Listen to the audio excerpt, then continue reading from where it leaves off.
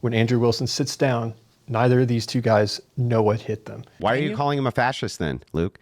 If you're not prepared to defend it. Luke Beasley has no idea what fascism actually means. You call him that, Luke. Why do you call him that unless you can defend it? He is called in the media a fascist over and over and over again for 10 years. And he calls him that. And the vast majority of people who throw this word around do not know what it actually means.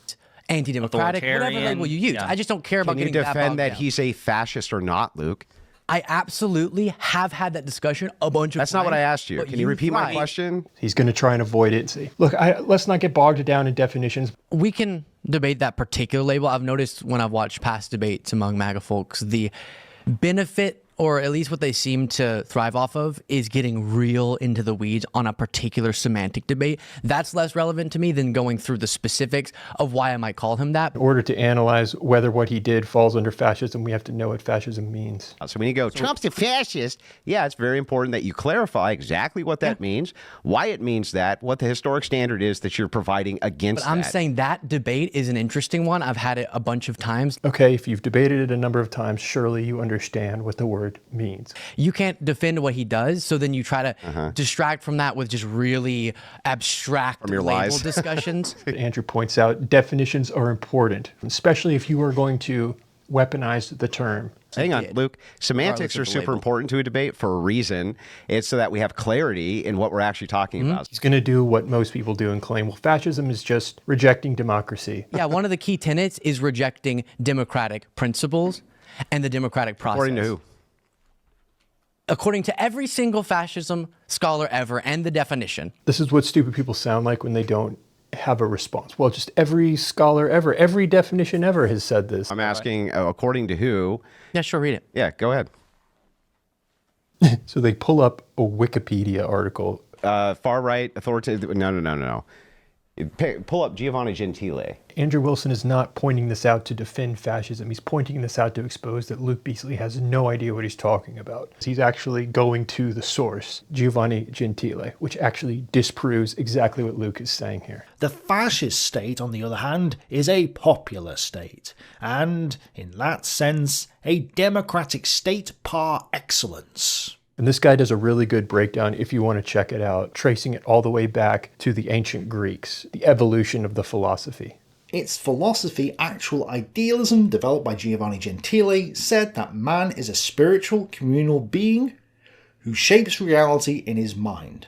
There are other things to disagree with in this original definition, and most people do not know this. Gentile? I thought it was Gentile. When did we cite him?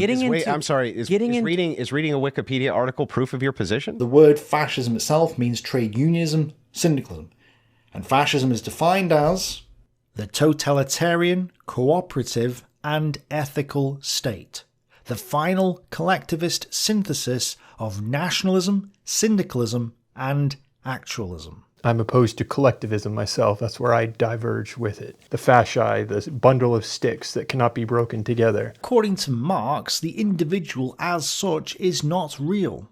Only the social individual is real.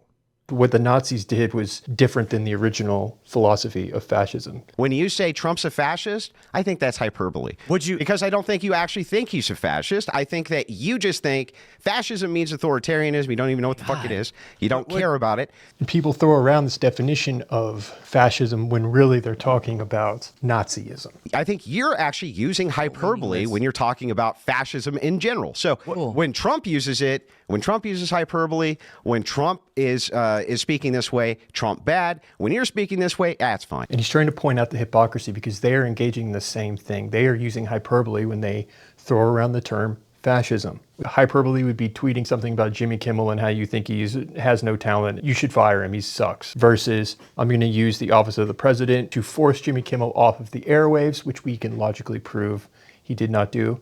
How? Because Jimmy Kimmel is still on the airwaves. Is it good or bad to threaten the media based on my principles, which value democracy? What do you mean threaten the media?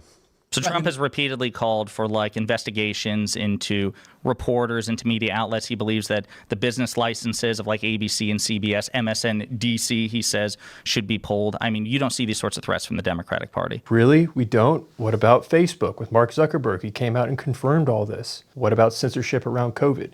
And Andrew's going to point all of these things out. When it comes to crypto, there's a lot of potential, but do your research. I've seen the best results from just dollar cost averaging, not trying to make big moves. Rather than trying to time your buys, do a recurring buy at a low amount that's affordable. Don't over leverage, be responsible, do your own research, because I still think there's a lot of potential, and that's where crypto.com comes in. Trump Media just signed a massive $6.4 billion deal with Yorkville Acquisition Corp and crypto.com, which is a crypto platform trusted by millions of users worldwide. They're teaming up to acquire up to $6.4 billion in CRO to establish America's first CRO treasury. Trump Media Group CRO strategy. Once complete, this new company will be the largest publicly traded CRO holder out there. Head to crypto.com today and be a part of this move. That's crypto.com. We still have a lot of potential upside, I think, in my opinion, but do your own research. Don't over leverage yourself. Like in all things, you need to be responsible, though. Has Trump actually done that? Are threats not bad? No, first of all, hyperbole isn't a threat. That's one. The Trump administration reached out to Twitter to ask them to remove a tweet by Chrissy Teigen, John Legend's wife, because she called him a pussy-ass bitch. And I don't even know if this is true, but let's just assume that it is true. Okay, fine. Yes, that's kind of a silly thing to do, but is that the government forcing them? Yeah, sure. So let's say someone in the Trump administration or even Trump himself is like, hey, can you take this tweet down? I don't like it. It hurts my feelings, right? Fine. You can condemn it. You can say, it's an abuse of power or something like this. Seems like a kind of vague abuse of power. But there's a distinction when Facebook is being contacted by the Biden administration to tell them to censor all anti-COVID vaccination information, period. What Andrew's describing actually has ramifications. The stakes are higher. It's actually controlling a narrative. Again, though, when you're talking about narrative building from the Justice Department, contacting Facebook itself, trying to construct a narrative, how much more fascistic can you get, authoritarianism can you get, than there's a counter narrative out here about COVID. There's a counter narrative here about some of the therapeutics. And by the way, Zuckerberg has since said some of the things that they were saying on the counter side were true. And they were asking us to take these things down. And we complied. This guy has no option but to concede this. He says, okay, yeah, if that's true, I would agree with you, but we don't have any evidence of that. Andrew points out, well, what about Mark Zuckerberg confirming it? This is now narrative building. This is, I want you, this giant, enormous media outlet, to build the narrative that my administration wants. And I'm going to use the coercive power of my office to do it. There's a distinction, I think, between that and I don't like this tweet, take it down. So, again, if that's exactly what happened, I'd probably be inclined to agree, but there's no evidence of that. That number one, it was except Zuckerberg saying it. Suddenly now, there is a difference between hyperbole and action. It depends very much on the nature of the engagement between the government and Facebook. Again, if they threaten Facebook, if you don't take this down, there will be consequences or something like that, besides just requests or even strong requests. Now, there's a difference between strong requests and actual action from the government. He's actually exposing his own hypocrisy. Yeah. As opposed to the President of the United States, the most powerful man in the world, pressuring a social media company because a celebrity insulted him. Yeah, that is indefensibly stupid. Okay. So it's indefensible if he pressures a celebrity. Okay, by that logic, would it be indefensible if a president suppressed a counter narrative to COVID? Which one has higher stakes? Does he command a cult of personality? These are factual questions. Does he threaten the media? This is not, I'm not going to make a whataboutism. I'm going to say, okay, let's start from that presumption. That would make Trump a fascist. That would also make Obama or Biden or Kamala much the same. Which we can discuss, which is false. And throughout this entire exchange, Andrew has just knocked down every example they have tried to provide to justify the use of this term, fascism. You can't sit on your shows and say, this guy's a fascist, he's an authoritarian, he's a dictator, he's a threat to democracy, and then give us nothing. Neither of these guys know any of this. They cannot begin to even describe spiritual idealism with this philosophy of the human mind and the connection to reality. Does reality exist as a result of how we perceive it?